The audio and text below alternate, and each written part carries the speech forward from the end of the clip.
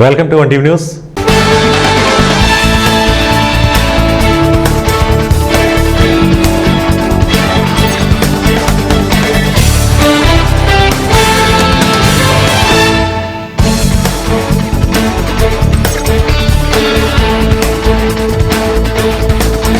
ముందుగా హెడ్లైన్స్ చూద్దాం.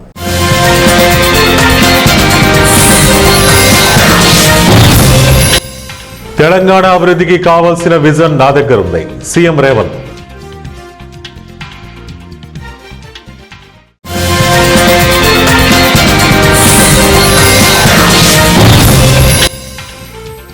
డెలివరీ కోసమా? అయితే వీసాలు ఇవ్వం, యుఎస్ ఎంబసీ.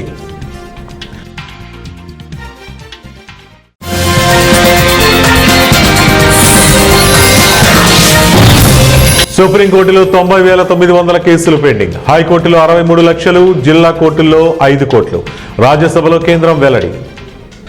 దేశంలోని న్యాయస్థానాల్లో పెండింగ్ కేసులు గుట్టలుగా పేరుకుపోతున్నాయి. సుప్రీంకోర్టులో 90,897 కేసులు పెండింగ్ లో ఉండగా హైకోర్టులో 63,63,406 కేసులు, జిల్లా సబార్డినేట్ కోర్టుల్లో 4,84,57,343 కేసులు పెండింగ్ లో ఉన్నట్లు కేంద్ర న్యాయశాఖ మంత్రి గురువారం రాజ్యసభలో వెల్లడించారు.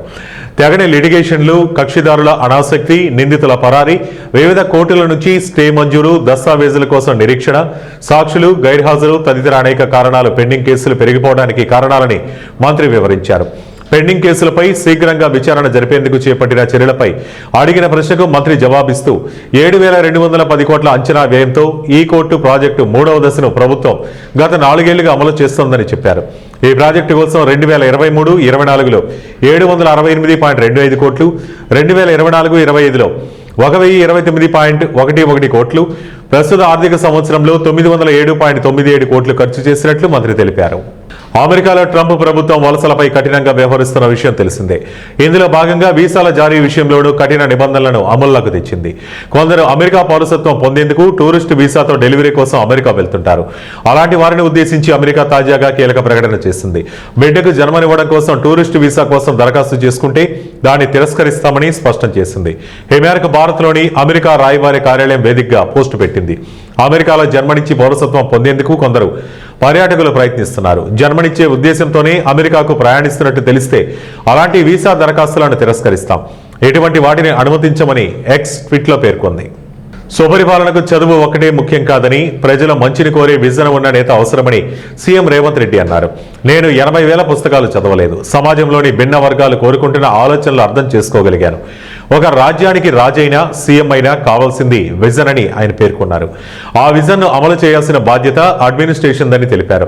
తెలంగాణ అభివృద్ధికి కావాల్సిన విజన్ తన దగ్గర ఉందని, ఆ విజన్ను అమలు చేసేందుకు 300 మంది ఐఏఎస్లు తన దగ్గర ఉన్నారని ఆయన చెప్పారు. గురువారం పార్లమెంటులోని క్యాంటీన్లో మీడియాతో సీఎం రేవంత్ రెడ్డి చిట్చాట్ చేశారు. ఎలాంటి అవాంతరాలు లేని సమాజమే తమ లక్ష్యమని ఆయన అన్నారు. వెనకబాటు తరానికి చదువుతో, పేదరికానికి ఆర్థిక అంశాలతో ముడిపడి ఉందని తెలిపారు. అందుకు ఇంటిగ్రేటెడ్ స్కూల్స్ ఏర్పాటు చేస్తున్నట్లు చెప్పారు. SC, ST, BC, minority residential పేరిట పిల్లలను విద్యార్థి దశ నుంచి సమాజం నుంచి వెలివేస్తున్నాం. ఇది మంచి పద్ధతి కాదు. దీన్ని పోగొట్టాలనేదే నా ఆలోచన. అందుకే యంగ్ ఇండియా ఇంటిగ్రేటెడ్ స్కూల్స్ ను విజన్ లో భాగంగా తెచ్చారని ఆయన వివరించారు. అంబర్పేటలో జాగృతి జనంబాట కార్యక్రమంలో జాగృతి అధ్యక్షురాలు కల్వకుంట్ల కవిత పాల్గొన్నారు. ముసారంబాగ్ వంతెనను కవిత పరిశీలించారు. అనంతరం జ్యోతిరావు పూలే విగ్రహానికి పూలమాల వేసి నివాళులర్పించారు. అనంతరం మహంకాళి ఆలయంలో ప్రత్యేక పూజలు చేశారు. జాగృతి జనంపాట కార్యక్రమం చూసి రాత్రికి రాత్రి సర్వీస్ రోడ్డు పనులు పూర్తి చేశారన్నారు. ఏ పార్టీకి సపోర్ట్ చేయను, తెలంగాణ జాగృతి ఇండిపెండెంట్ గా ప్రజల పక్షాన పోరాడుతుందన్నారు. ముసారంబాగ్ వంతెన పనులు నత్తనడకన నడుస్తున్నాయని, నాణ్యతా లోపం ఉందని, ప్రభుత్వం త్వరగా ముసారంబాగ్ వంతెనను పూర్తి చేయాలని ఆమె డిమాండ్ చేసింది.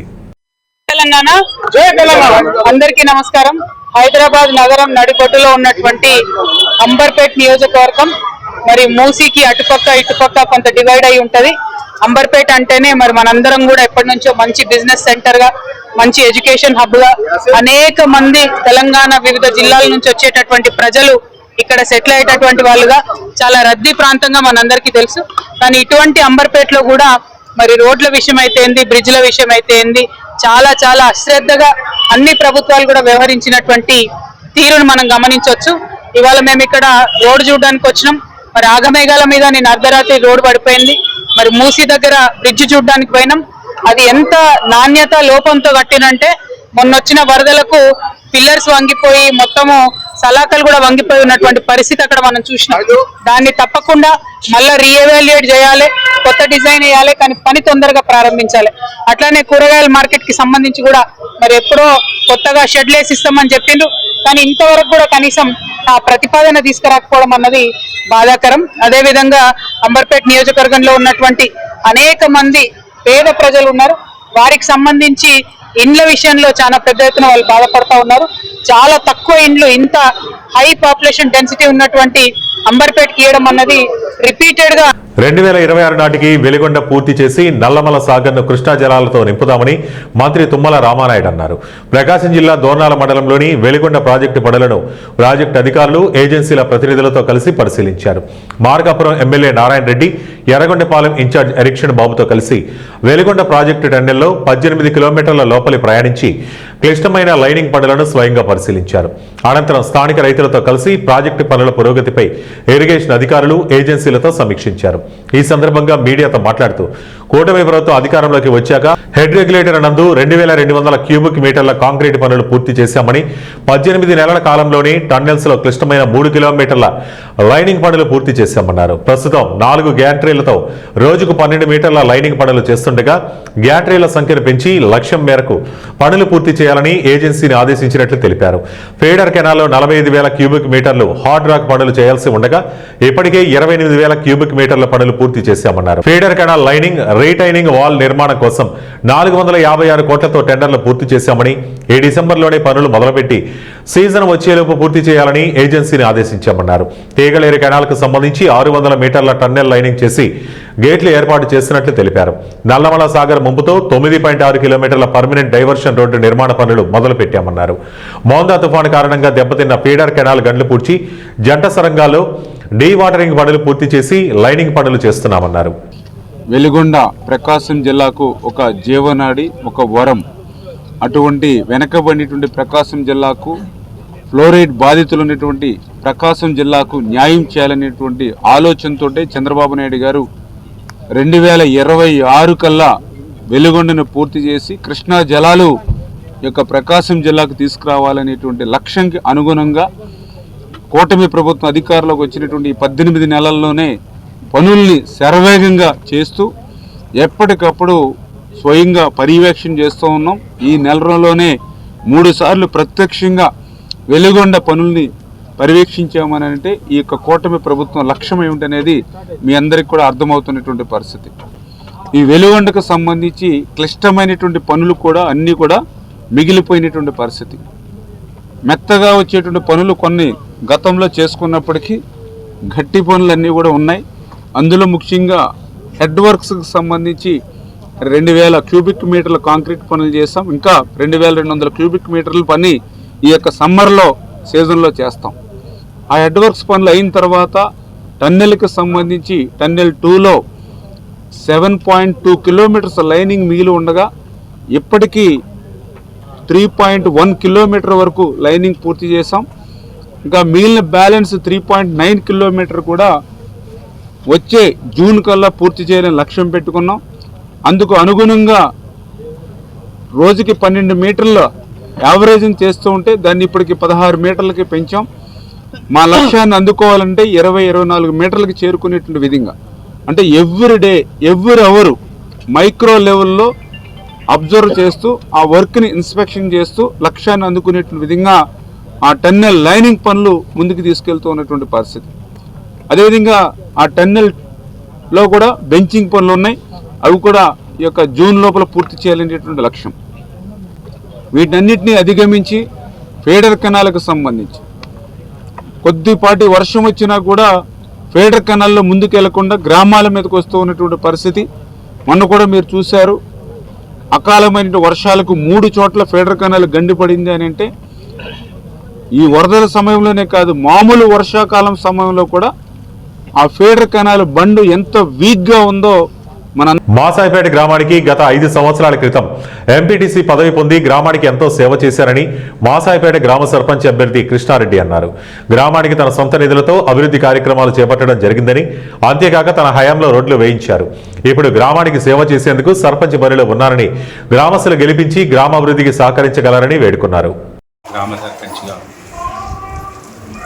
కాంగ్రెస్ పార్టీ నర్సాపూర్ నియోజకవర్గ ఇన్ఛార్జ్ ఆవుల రాజిరెడ్డి గారు నియమించినటువంటి వ్యక్తిగా, అభ్యర్థిగా అందరి కార్యకర్తల అభిప్రాయం మేరకు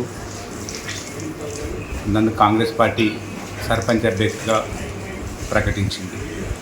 ఆ ప్రకటనలో భాగంగా ఎలక్షన్ కమిషన్ నుండి నాకు ఫుట్బాల్ గుర్తొచ్చింది. వరుస సంఖ్య 4 నుండి నాకు ఫుట్బాల్ గుర్తొచ్చింది. ఇంతకుముందు గతంలో నేను 5 సంవత్సరాలు ఎంపీటీసీ చేసిన.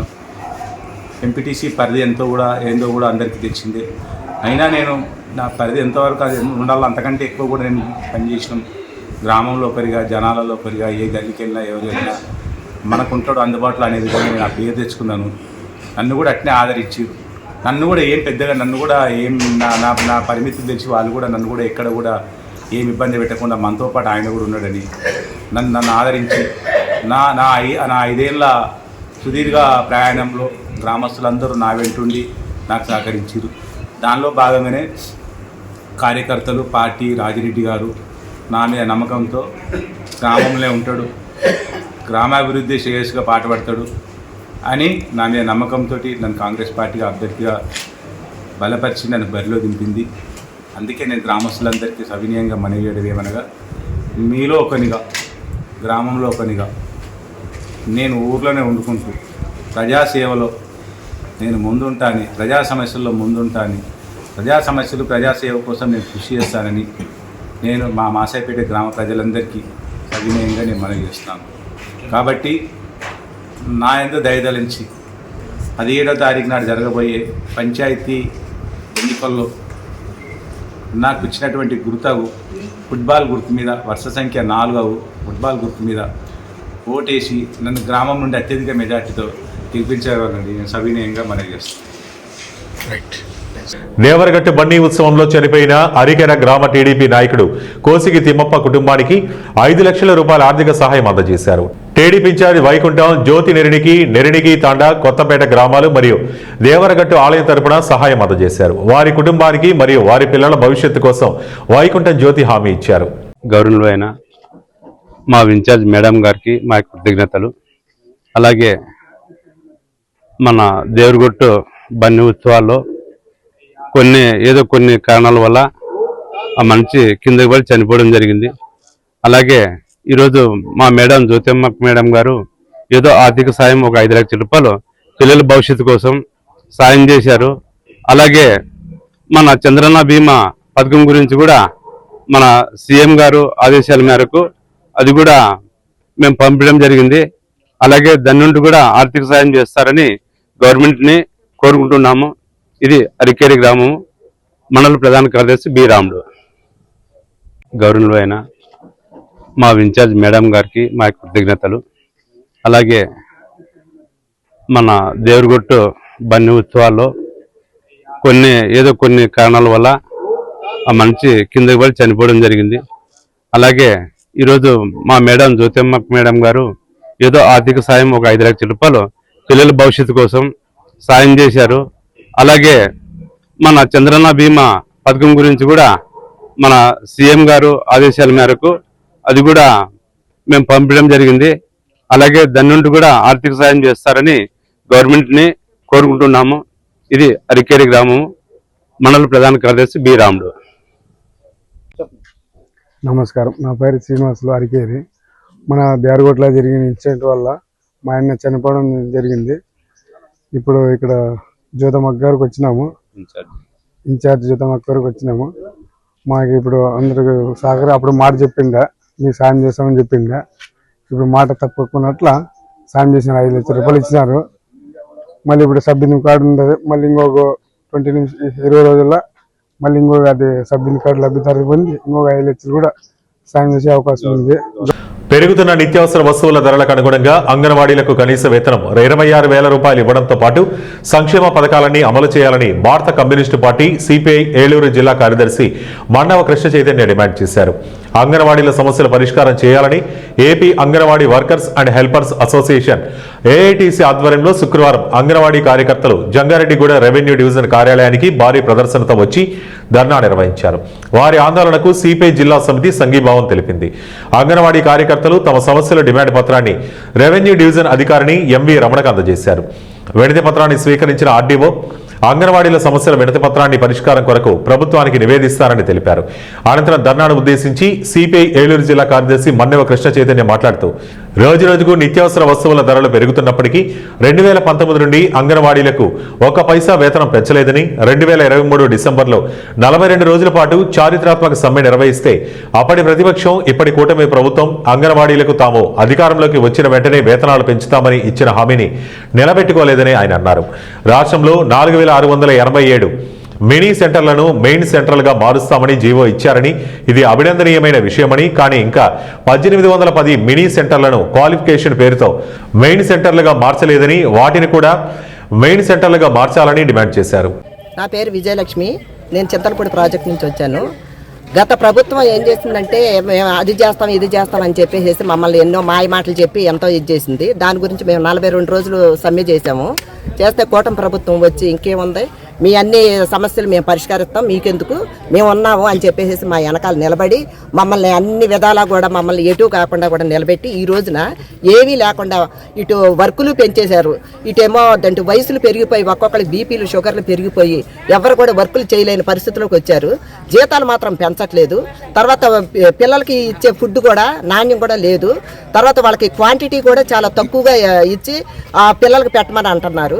అదొకటి. తర్వాత ఏమో పిల్లలు మాకు ఫేస్ క్యాప్చర్లని ఇవన్నీ ఫేస్ వర్కులని ఫోన్ వర్కులని మమ్మల్ని విలేజ్లోకి వెళ్ళి తీయమంటే అక్కడ సిగ్నల్స్ ఉండవు, టవర్స్ ఉండవు, ఏమీ ఉండవు.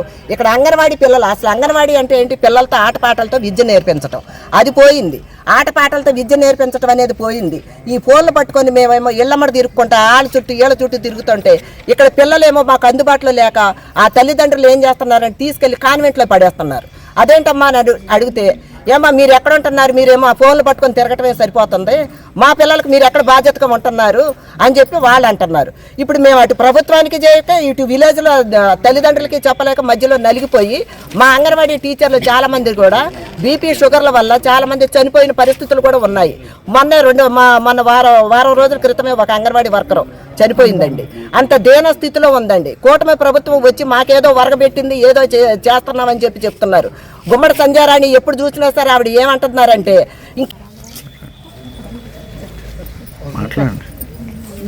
నా పేరు Anjamma, anganwadi workers and helpers association జిల్లా సెక్రటరీని. గత ప్రభుత్వం 2017 నుంచి కేంద్ర ప్రభుత్వం అంగన్వాడీలకి 1 రూపాయి కూడా జీతాలు పెంచని పరిస్థితి. దాని నుంచి రాష్ట్ర ప్రభుత్వం ఏమైనా పెంచుద్దా అంటే పక్కనున్న తెలంగాణలో 13,500 తీసుకుంటున్నారు. మొన్నే రేవంత్ రెడ్డి గారు వాళ్ళకి 18,000 చేస్తానని చెప్పారు. దానికోసం వారు పోరాడుతున్నారు. కానీ ఆంధ్రప్రదేశ్లో మాత్రం అంగన్వాడీలకు 11,500 రూపాయలు మాత్రం ఇస్తున్నారు. పక్క తెలంగాణతో ఇస్తానని చెప్పి అన్నారు, అలాగే ఇవ్వలేదు. గత ప్రభుత్వం మరి మేము మళ్ళా వస్తే మీకు జీతాలు పెంచుతామని చెప్పి ప్రభుత్వం తరఫున బొత్స సత్యనారాయణ గారు హామీ ఇచ్చి లెటర్ ఇచ్చారు. కానీ ఈ ప్రభుత్వం దాన్ని మాకు చెల్లదో, మేము ఇవ్వలేదని చెప్పి దాన్ని పక్కన పెట్టేశారు. వాళ్ళు ఇచ్చిన జీవోలు కూడా చాలా వరకు వీళ్ళు తొంగలో తొక్కేశారు. రిటైర్మెంట్ బెనిఫిట్ 1,50,000 జగన్ గారి ప్రభుత్వం ఇస్తే ఈ ప్రభుత్వం వచ్చి 1,00,000 రూపాయలు అని చెప్పి దాన్ని కుదించేసింది. మట్టి ఖర్చులు ఆయన 25,000 చెప్తే వీళ్ళు 20,000కే దాన్ని కుదించేశారు. ఇలా కాకుండా గ్యాస్ బండ్లో ప్రభుత్వమే సరఫరా చేయాలని మేము అడిగాము. దానికి కూడా ఎవరేం చెప్పలేదు. మెనూ ఛార్జీలు పెంచాలి, నాణ్యమైన సరుకులు ఇవ్వటమే కాకుండా అంగన్వాడీలో మరి స్టవ్లు కానీ పనిచేయట్లేదు, వండుకోవటానికి గిన్నెలు కూడా లేవు, అవి కూడా సరఫరా చేసేసామని మరి గుమ్మడి సంజయరాణి గారు చెప్తున్నారు. ఏదో ఒక జిల్లాలో చేస్తే సరిపోదు కదా, 28 జిల్లాలో ఉన్న దాన్ని త్వరలో ఇంప్లిమెంటేషన్ చేయమని మేమందరం కోరుతున్నాము. మా జీతం కనీస వేతనం 26,000 ఇవ్వకపోతే ఇదే అంతం కాదు, ఆరంభం అని చెప్పి ఈ సమ్మె ద్వారా మీకు తెలియపరుస్తున్నాం. దేశవ్యాప్తంగా అన్ని విమానాశ్రయాల్లో ప్రస్తుతం ఉన్న ఐపీ ఆధారిత ఆటోమేటిక్ మెసేజ్ సెర్చింగ్ సిస్టమ్ స్థానంలో కొత్త air traffic services message handling సిస్టమ్ను ప్రవేశపెడుతున్నట్లు కేంద్ర పౌర విమానయాన శాఖ సహాయ మంత్రి మురళీధర్ మహాల్ తెలిపారు. గత నెల నవంబర్ 6న ఢిల్లీ అంతర్జాతీయ విమానాశ్రయంలో ఎయిర్ ట్రాఫిక్ మేనేజ్మెంట్ ఆటోమేషన్ సిస్టంలో సమస్య ఏర్పడిన విషయాన్ని ప్రస్తావిస్తూ ఏలూరు ఎంపీ పుట్టా మహేష్ కుమార్ అడిగిన ప్రశ్నకు లోక్సభలో కేంద్ర మంత్రి సమాధానం ఇచ్చారు. నవంబర్ 6న ఢిల్లీ అంతర్జాతీయ విమానాశ్రయంలో ఉదయం 11 గంటల సమయంలో air traffic management automation system ఇతర ట్రాఫిక్ సర్వీస్ సందేశాల ప్రాసెసింగ్ మరియు డెలివరీలో జాప్యం ఏర్పడిన మాట వాస్తవమేనని చెప్పిన మంత్రి ఎయిర్ డిఫెన్స్ క్లియరెన్స్ సహా ఏరోనాటికల్ ఫిక్స్డ్ టెలికమ్యూనికేషన్ నెట్వర్క్ సందేశాల డెలివరీలో ఆలస్యం జరిగిందన్నారు. దీనిపై ఎయిర్పోర్ట్ అథారిటీ ఆఫ్ ఇండియా సాంకేతిక బృందంతో సమస్యను విశ్లేషణ చేసి 2 రోజుల్లో ఈ వ్యవస్థను పునరుద్ధరించడం జరిగిందని తెలిపారు. ఇటువంటి సాంకేతిక సమస్యల నివారణకు తీసుకున్న చర్యలపై ఎంపీ పుట్టా మహేష్ కుమార్ ప్రశ్నించగా ఇప్పటికే ఉన్న కోర్సు స్విచ్లు మరియు డేటాబేస్ సర్వర్లను అప్గ్రేడ్ చేసిన వెర్షన్లతో భర్తీ చేసినట్లు మంత్రి చెప్పారు. వార్తలు ముగించే ముందు ముఖ్యాంశాలు మరోసారి.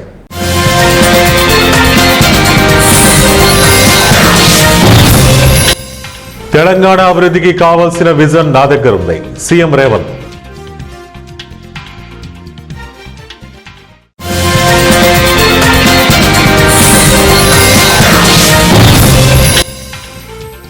డెలివరీ కోసమా? అయితే వీసాలు ఇవ్వం. US embassy.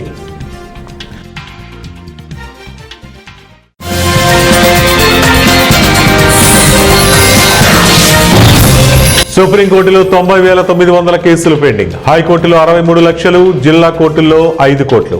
రాజ్యసభలో కేంద్రం వెల్లడి. ఇవి ఇప్పటి వరకు బులెటిన్ అప్డేట్స్. మరిన్ని అప్డేట్స్ కోసం చూస్తూనే ఉండండి 1 టీవీ న్యూస్.